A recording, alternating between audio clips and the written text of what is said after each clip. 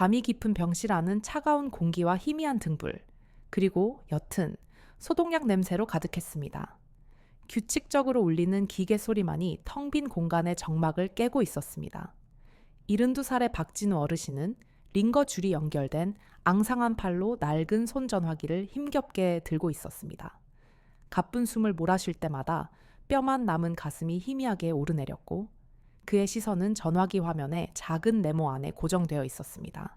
그 밝은 화면은 어둡고 쓸쓸한 병실의 분위기와는 너무나도 다른 세상의 이야기를 보여주고 있었습니다. 그곳에는 그의 하나뿐인 딸 수진과 사위 태호가 활짝 웃고 있었습니다. 두 사람은 아름다운 산을 배경으로 한 화려한 야영지에서 서로를 꼭 껴안고 서 있었고, 그들 옆에는 마치 산처럼 듬직해 보이는 검은색 새 차가 번쩍이고 있었습니다. 차체에는 커다란 붉은색 띠가 매여 있어 마치 값비싼 선물처럼 보였습니다. 사진 아래에는 드디어 우리의 꿈을 이루다, 새로운 시작, 행복한 삶이라는 글귀가 적혀 있었습니다. 박진우 어르신의 얼굴 근육이 고통스럽게 떨렸습니다. 그것은 병세로 인한 아픔이 아니었습니다. 심장을 날카로운 유리 조각으로 베어내는 듯한 훨씬 더 깊고 시린 고통이었습니다. 사진 속에서 환하게 웃고 있는 딸과 사위의 웃음소리가 마치 귓가에 울리는 듯 생생하게 들려왔습니다. 그들의 행복한 웃음소리는 병실의 규칙적인 기계 소리와 뒤섞여 그의 머릿속을 어지럽혔습니다. 뜨거운 눈물 한 방울이 메마른 뺨을 타고 흘러내려 차가운 병원 이불 위로 툭 떨어졌습니다. 바로 이틀 전 마지막 희망을 품고 사위에게 전화를 걸었을 때 들었던 차갑고 날카로운 목소리가 머릿속을 다시 파고들었습니다.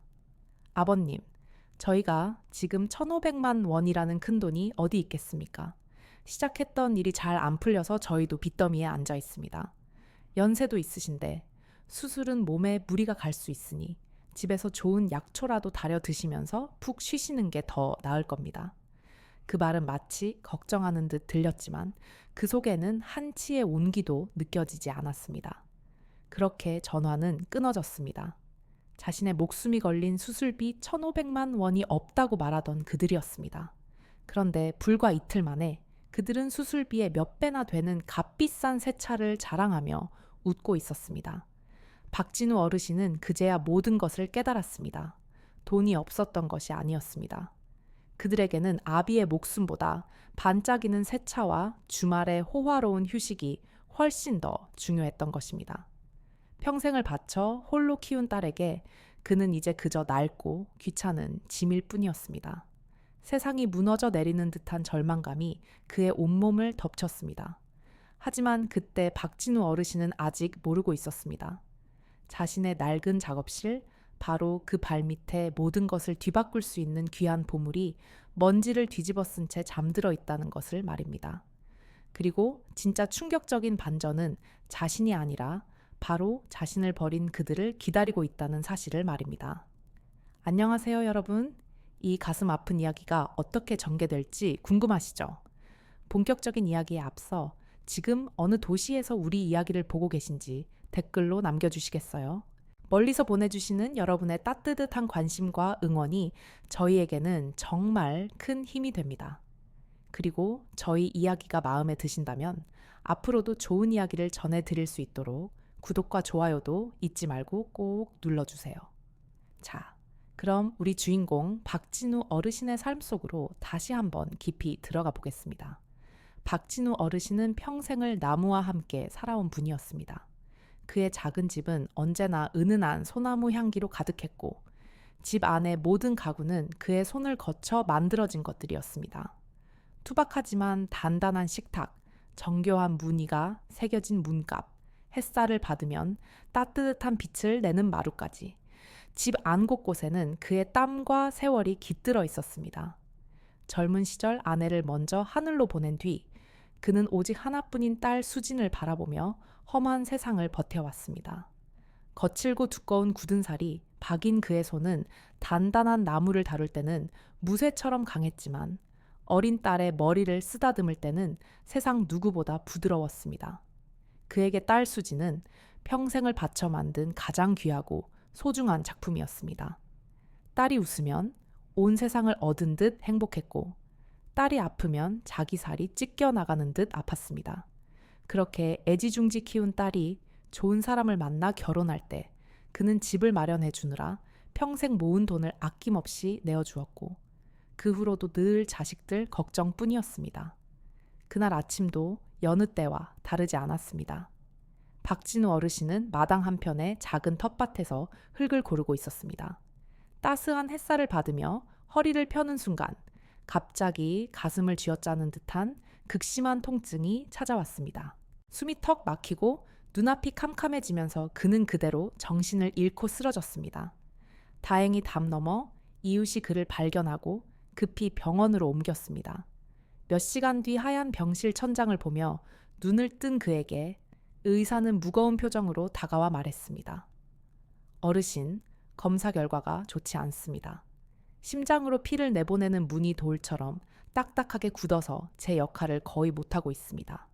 대동맥 판막 협착증이라는 병인데 상태가 매우 심각합니다. 의사의 말 한마디 한마디가 그의 심장에 비수처럼 꽂혔습니다. 의사는 곧이어 희망적인 소식과 절망적인 소식을 함께 전했습니다. 다행히 요즘에는 가슴을 크게 열지 않고 하는 새로운 수술 방법이 있습니다. 하지만 건강보험이 전부 적용되지 않아 수술에 필요한 비용이 대략 1,500만 원 정도 듭니다. 어르신의 상태를 보면 늦어도 일주일 안에는 꼭 수술을 받으셔야 합니다. 1,500만 원. 평생을 성실하게 살아온 그에게는 너무나도 거대한 금액이었습니다. 통장에 남은 돈은 고작 몇십만 원뿐이었습니다. 눈앞이 캄캄해지고 온몸에 힘이 빠졌지만 그의 머릿속에는 오직 한 사람, 딸 수진의 얼굴만이 떠올랐습니다. 떨리는 손으로 전화기를 든 그는 마지막 희망의 끈을 붙잡는 심정으로 딸의 번호를 눌렀습니다. 그는 아직 믿고 있었습니다. 자신이 평생을 바쳐 키운 딸이라면 아비의 목숨이 위태로운 이 상황을 결코 외면하지 않을 것이라고 말입니다. 하지만 그 희망이 얼마나 어리석고 헛된 것이었는지를 깨닫기까지는 그리 오랜 시간이 걸리지 않았습니다. 전화기 너머로 들려오는 딸 수진의 목소리는 걱정이 가득했지만 그 걱정 속에는 어찌할 바를 모르는 불안함이 섞여 있었습니다. 수진은 아버지의 갑작스러운 소식에 놀라 안절부절 못하면서도 연신 옆에 있는 남편 태호의 눈치만 살피고 있었습니다. 그들의 집은 최신 전자제품과 번쩍이는 가구들로 꾸며져 있어 겉보기에는 부족함이 없어 보였지만 그 안에는 차가운 계산과 이기심이 도사리고 있었습니다. 사위 태호는 야망이 크고 언제나 자신의 성공과 물질적인 부를 최우선으로 생각하는 사람이었습니다.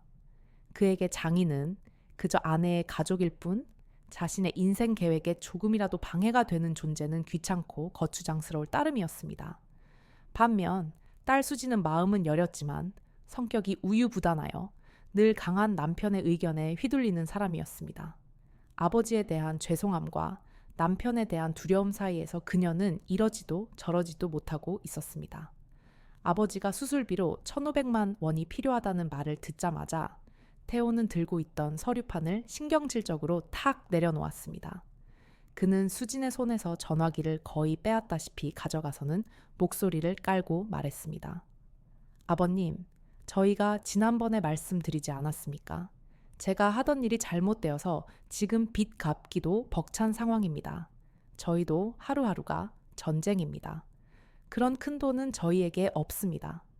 그의 목소리에는 일말의 동정심도 느껴지지 않았습니다. 오히려 귀찮은 부탁을 하는 노인을 나무라는 듯한 냉랭함이 가득했습니다. 박진우 어르신은 애타는 마음으로 다시 한번 매달렸습니다. 야애야, 의사 선생님 말씀이 이건 목숨이 달린 문제라고 하시는구나.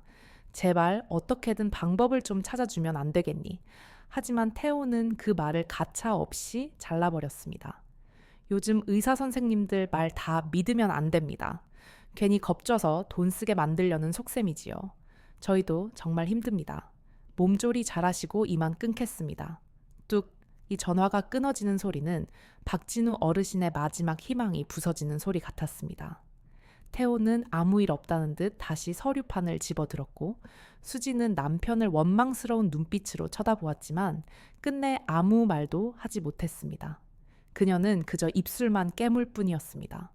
병실에 홀로 남은 박진우 어르신은 힘없이 전화기를 내려놓았습니다. 사위의 냉정한 목소리보다 그를 더 아프게 한 것은 그 옆에서 아무 말도 하지 못하고 침묵으로 동의한 딸의 모습이었습니다. 평생을 바쳐 지켜온 딸이 이제는 자신보다 남편의 눈치를 더 살피는 낯선 사람이 되어버렸다는 사실이 그의 가슴을 후벼 팠습니다. 배신감이라는 차가운 감정이 서서히 그의 마음속에 번지기 시작했습니다. 하지만 그는 여전히 믿고 싶지 않았습니다.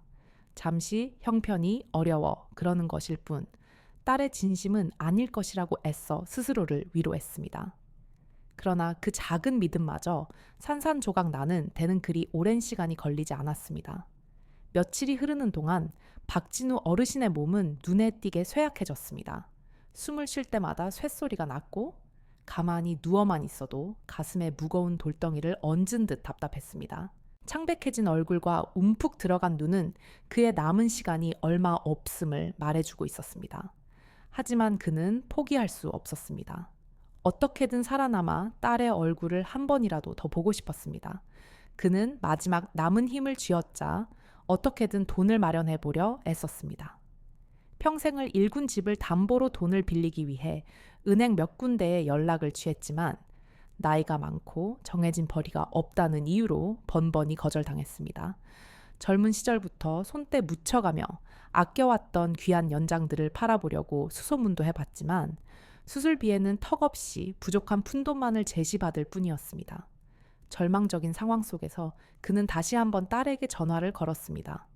목소리는 심하게 갈라졌고 말 한마디를 내뱉는 것조차 힘겨웠습니다. 수진아, 아빠다. 정말 미안하지만 아빠가 너무 아파서 그런다. 어떻게든 조금이라도 돈을 마련해 줄 수는 없겠니? 제발 부탁이다. 딸아. 그의 목소리에는 아버지로서의 자존심을 모두 내려놓은 간절한 애원이 담겨 있었습니다. 하지만 이번에도 전화를 받은 것은 사위태호였습니다. 그의 목소리는 지난번보다 훨씬 더 차갑고 짜증이 섞여 있었습니다. 아버님, 저희가 안 된다고 분명히 말씀드렸지 않습니까? 왜 자꾸 저희를 못 살게 구시는 겁니까? 저희도 힘들어 죽겠습니다. 세상에 아픈 사람이 아버님 혼자뿐인 줄 아십니까? 제발 저희 좀 그만 괴롭히십시오. 태호는 마치 귀찮은 벌레를 쫓아내듯 매몰차게 소리치고는 전화를 끊어버렸습니다. 그 전화 한 통에 박진우 어르신의 세상은 완전히 무너져 내렸습니다. 더 이상 기댈 곳도 희망을 가질 이유도 없었습니다. 텅 빈 눈으로 멍하니 천장만 바라보던 그는 무의식적으로 손전화기를 들어 올렸습니다. 딸의 얼굴이라도 한번 보고 싶은 마음에 딸의 누리소통망에 들어갔습니다. 그리고 바로 그 순간 그는 자신의 눈을 의심했습니다. 화면 속에는 불과 몇 시간 전에 올라온 사진 한 장이 있었습니다. 바로 그 사진, 화려한 야영지를 배경으로 번쩍이는 세차 옆에서 환하게 웃고 있는 딸과 사위의 모습이었습니다. 사진 속 딸은 값비싼 옷을 입고 행복에 겨운 미소를 짓고 있었습니다. 돈이 없어 힘들다던 그들의 모습은 어디에도 찾아볼 수 없었습니다. 그제야 모든 것이 명확해졌습니다. 문제는 돈이 아니었습니다. 문제는 마음이었습니다. 자식들에게 자신은 더 이상 소중한 가족이 아니라 그들의 화려한 삶에 방해가 되는 짐일 뿐이었습니다. 아비의 목숨값보다 새로 산 차가, 아비의 고통보다 주말의 즐거움이 더 중요했던 것입니다. 그 순간 박진우 어르신의 마음속에서 무언가 단단히 끊어지는 소리가 났습니다. 그는 조용히 링거줄을 뽑았습니다. 그리고는 낡은 옷을 주워 입고 아무에게도 말없이 병실을 나섰습니다.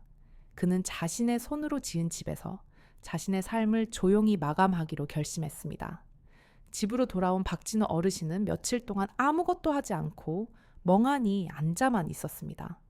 먼지가 뽀얗게 쌓인 작업실 의자에 몸을 기댄 채 그는 지나온 세월을 되돌아보았습니다. 나무 향기 가득한 이곳에서 딸의 작은 책상을 만들어주던 기억, 서툰 솜씨로 나무 인형을 깎아주었을 때 기뻐하며 웃던 딸의 얼굴이 아련하게 떠올랐습니다. 그는 이제 모든 것을 체념했습니다. 조용히 죽음을 받아들이기로 마음먹은 그의 얼굴에는 어떤 미련도 남아있지 않았습니다. 낡은 앨범을 꺼내 아내와 함께 찍은 빛바랜 사진들을 한 장 한 장 넘겨보며 그는 마지막 인사를 준비하고 있었습니다. 바로 그때 오랫동안 울리지 않던 낡은 전화기가 요란한 소리를 내며 울렸습니다. 낯선 번호였습니다. 받지 않으려 했지만 전화벨 소리는 끈질기게 이어졌습니다. 그는 마지못해 수화기를 들었습니다. 수화기 너머에서는 활기차고 힘있는 목소리가 들려왔습니다. 박 선생님, 저 기억하시겠습니까? 이민준입니다. 30년 전에 선생님께 나무 다루는 법을 배웠던 제자입니다. 제가 잠시 서울에 올라올 일이 생겼는데 선생님 생각이 나서 연락드렸습니다. 혹시 잠시 찾아뵈도 괜찮겠습니까? 이민준. 박진우 어르신의 기억 저편에서 까까머리에 가난했던 소년의 얼굴이 희미하게 떠올랐습니다. 집안 형편이 어려워 아무것도 배울 수 없었던 그 아이의 재능을 안타깝게 여겨 그는 몇 년 동안 아무런 대가 없이 자신의 모든 기술을 가르쳐 주었습니다. 어차피 마지막 길을 가는 마당에 옛 제자의 얼굴이라도 한번 보고 가는 것이 좋겠다는 생각에 그는 그러라고 대답했습니다. 그것이 자신의 인생을 송두리째 바꿀 운명적인 만남이 될 줄은 꿈에도 상상하지 못한 채였습니다. 몇 시간 뒤 말끔한 차림의 중년 남성이 된 이민준이 찾아왔습니다. 이제는 이름만 대면 누구나 아는 유명한 고가구, 보건 전문가이자 감정가가 된 그는 스승의 작업실을 둘러보며 감회에 젖었습니다. 그의 눈은 존경과 그리움으로 빛나고 있었습니다. 그러던 그의 시선이 작업실 한 구석 두꺼운 방수포에 덮여 있는 낡은 가구들에 멈췄습니다. 선생님, 저것은 무엇입니까? 혹시 제가 한번 봐도 되겠습니까? 민주는 조심스럽게 방수포를 걷어냈습니다. 그러자 먼지 아래에서 숨 막힐 듯 아름다운 나뭇결을 가진 가구들이 모습을 드러냈습니다. 그것은 박진우 어르신이 젊은 시절 자신의 모든 기술과 혼을 쏟아부어 만들었던 물풀의 나무 가구 한 벌이었습니다. 이제는 나라에서 베는 것을 엄격히 금지하여 그 가치를 돈으로 따질 수조차 없는 귀한 나무였습니다. 민준의 눈이 믿을 수 없다는 듯 커졌습니다. 그는 떨리는 손으로 가구 표면을 조심스럽게 쓸어보며 외쳤습니다. 선생님, 세상에, 이게 아직 여기에 있었군요. 이것은 단순한 가구가 아닙니다. 이건 박물관에 있어야 할 귀한 유물입니다. 이 정도 작품이라면 10억 원은 좋게 넘을 겁니다. 이건 나라의 보물입니다. 그 순간 죽음을 기다리던 박진우 어르신의 텅 빈 눈에 서서히 빛이 돌아오기 시작했습니다. 이것은 단순히 큰 돈이 생긴 것 이상의 의미였습니다. 평생을 바친 자신의 삶이 자신의 기술이 헛되지 않았다는 증거였습니다. 그리고 동시에 그것은 자신을 헌신짝처럼 버린 자식들에게 자신의 가치를 증명할 수 있는 가장 완벽한 복수의 도구였습니다. 그는 민준을 바라보았습니다. 몇 시간 전까지만 해도 죽음을 생각하던 그의 머릿속에서 이제는 차갑고 치밀한 계획이 세워지기 시작했습니다. 그의 얼굴에서 절망의 그림자는 사라지고 그 자리에는 강철 같은 단단한 결심이 서리고 있었습니다. 그는 더 이상 운명에 순응하는 나약한 노인이 아니었습니다. 이제 그는 자신의 삶을 되찾기 위한 마지막 승부를 준비하는 노련한 승부사였습니다. 며칠 뒤 제자 민준의 도움으로 박진우 어르신은 몸을 조금 추스를 수 있었습니다. 민준이 구해온 좋은 약을 먹고 기운을 차린 그는 본격적으로 자신의 계획을 실행에 옮기기 시작했습니다. 먼저 민준은 비밀리에 국내 최고의 감정 전문가들을 불러 가구의 가치를 정확하게 평가받았습니다. 전문가들은 가구를 보자마자 입을 다물지 못했고 감정 결과는 예상을 훨씬 뛰어넘는 12억 원에 달했습니다. 이 소식은 곧바로 국립박물관 측에도 전해졌고 박물관에서는 오래전부터 찾고 있던 귀한 작품이라며 어떻게든 구매하고 싶다는 뜻을 강하게 내비쳤습니다. 모든 준비가 끝나자 박진우 어르신은 계획에 마지막 단추를 채웠습니다. 그는 일부러 동네에서 입이 가장 가벼운 이웃 아주머니를 찾아가 깊은 한숨을 내쉬며 하소연을 늘어놓았습니다. 아이고, 이제 나도 기력이 다 쇠해서 이 작업실을 정리해야 할까 보네. 저기 쌓여있는 낡아빠진 나무 가구들은 자리는 차지하고 무겁기만 하니 누가 헐값에라도 가져가서 땔감으로라도 썼으면 좋겠구먼. 그의 계산은 정확했습니다. 그 말은 날개 돋친 듯 동네에 퍼져나갔고 채 1시간도 되지 않아 딸 수진에게서 전화가 걸려왔습니다. 수진의 목소리는 평소와는 비교할 수 없을 정도로 다정하고 살가웠습니다. 아빠, 몸은 좀 어떠세요? 저희가 얼마나 걱정했는지 아세요? 병원에서 말도 없이 나오셔서 얼마나 놀랐다고요. 아빠, 저희가 지금 바로 갈게요.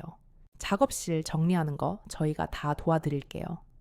그 목소리에는 가식적인 걱정과 숨길 수 없는 탐욕이 교묘하게 뒤섞여 있었습니다. 30분쯤 지났을까? 딸과 사위는 마치 약속이나 한 듯 문 앞에 나타났습니다. 그들의 두 손에는 평소에는 구경하기도 힘들었던 값비싼 건강식품과 과일 상자가 들려 있었습니다. 사위 태호는 세상에서 가장 효심 깊은 아들인 양 너터루스을 지으며 살갑게 굴었지만 그의 눈은 쉴 새 없이 작업실 안을 훑으며 값나가는 물건이 있는지 살피고 있었습니다. 아버님, 아무 걱정 마십시오. 이 무거운 고물들은 저희가 사람을 불러서 깨끗하게 치워드리겠습니다. 아버님은 이제 편히 쉬시기만 하면 됩니다.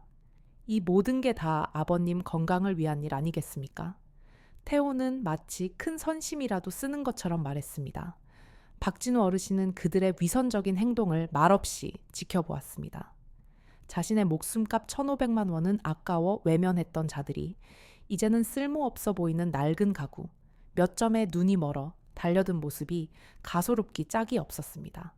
하지만 그는 속내를 철저히 감춘 채 기운 없고 병든 늙은이의 모습을 연기했습니다. 그는 이미 알고 있었습니다. 욕심에 눈이 먼 그들은 스스로 파놓은 함정 속으로 제 발로 걸어 들어오고 있다는 것을 말입니다.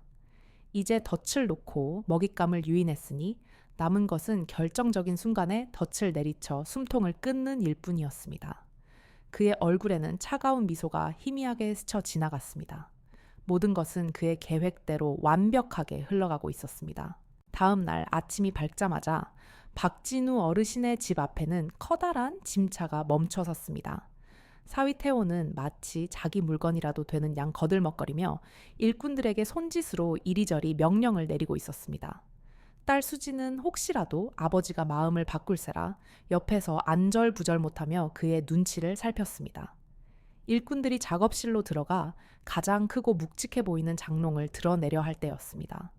그때까지 방 안에서 조용히 상황을 지켜보던 박진우 어르신이 천천히 걸어 나와 작업실 문 앞을 막아섰습니다. 그의 목소리는 나지막했지만 그 안에는 아무도 거스를 수 없는 단호함이 실려 있었습니다. 그것에는 손대지 마라. 태호는 순간 당황했지만 이내 짜증 섞인 표정으로 되받아쳤습니다. 아버님, 왜 또 그러십니까? 저희가 다 알아서 치워드린다지 않습니까? 이 낡은 것들 때문에 아버님 건강만 나빠집니다. 어서 비키십시오. 태호는 말을 마치기가 무섭게 박진우 어르신의 어깨를 거칠게 밀쳤습니다. 힘없이 뒤로 밀려난 어르신이 바닥에 넘어지려는 바로 그 순간 집 앞으로 검은색 고급 승용차 한 대가 미끄러지듯 멈춰 섰습니다. 차문이 열리고 제자 민준과 단정한 옷차림의 박물관 하계사가 내렸고 그 뒤를 건장한 체격의 경호원들이 따랐습니다.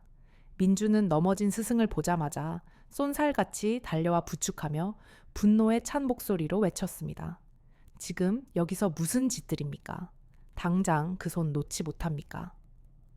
태호와 수지는 갑작스러운 상황에 얼굴이 하얗게 굳어버렸습니다. 민준의 부축을 받으며 천천히 몸을 일으킨 박진우 어르신은 딸과 사위의 눈을 똑바로 쳐다보았습니다. 그의 눈빛은 더 이상 병약하고 슬픔에 잠긴 노인의 것이 아니었습니다. 차가운 분노와 경멸이 담긴 그의 목소리가 마당 전체에 울려 퍼졌습니다. 너희가 고물이라며 내다 버리려 했던 이 가구들이 바로 내 평생의 자부심이자 내 삶 그 자체다. 너희가 그토록 우습게 여겼던 이 낡은 나무 토막들이 너희의 번쩍이는 새 차와 허황된 꿈을 모두 합친 것보다 훨씬 더 귀한 것이다. 그리고 이 가구들은 방금 대한민국 국립박물관에서 사들였다. 박물관 학예사는 차가운 표정으로 두 사람 앞으로 다가가 서류철을 내밀었습니다. 이 가구들은 이제 국가의 소유가 된 문화재입니다. 국가의 재산을 불법으로 취득하려 한 행위는 명백한 범죄입니다. 지금 즉시 경찰에 신고하겠습니다. 멀리서 들려오는 경찰차의 사이렌 소리가 점점 더 가까워졌습니다. 태호와 수지는 그 자리에 얼어붙은 듯 서서 아무 말도 하지 못했습니다. 그들은 그제야 깨달았습니다. 자신들이 버리고 짓밟았던 것이 단순히 늙은 아버지가 아니라 감히 값을 매길 수 없는 존엄한 한 인간의 삶이었다는 것을 말입니다. 그로부터 6달이라는 시간이 흘렀습니다. 박진우 어르신은 성공적으로 수술을 받고 건강을 완전히 되찾았습니다. 그는 가구를 판 돈의 대부분을 자신과 같이 어렵고 소외된 노인들을 돕는 자선단체에 기부했습니다. 장인의 손길이라는 이름의 이 단체는 수술비가 없어 고통받는 어르신들을 지원하고 재능은 있지만 형편이 어려워 꿈을 펼치지 못하는 젊은 기술자들에게 배움의 기회를 주는 일을 했습니다. 그는 남은 돈으로 받아가 보이는 작은 시골 마을에 아담한 집과 작업실을 새로 마련했습니다. 이제 그의 곁에는 피를 나눈 자식 대신 그의 따뜻한 마음에 감동하여 모여든 새로운 이웃과 제자들이 있었습니다.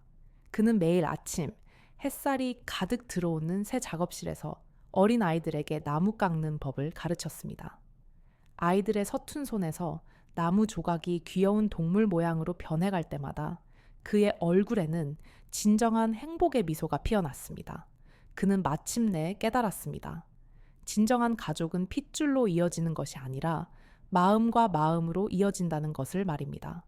그는 자신을 버린 자식들을 용서하지는 않았지만 더 이상 미워하지도 않았습니다. 그저 자신의 새로운 삶 속에서 진정한 평온과 기쁨을 찾았을 뿐입니다. 박진우 어르신의 이야기는 우리에게 많은 것을 생각하게 합니다. 때로는 가장 가까운 사람에게서 가장 깊은 상처를 받기도 하지만 진정한 가치와 존엄은 결코 사라지지 않는다는 것을 말입니다. 오늘 이야기가 여러분의 마음에 작은 울림을 주었다면 저희 채널을 구독해 주시고 좋아요를 눌러주세요. 여러분의 따뜻한 응원이 저희에게는 더 좋은 이야기를 만드는 가장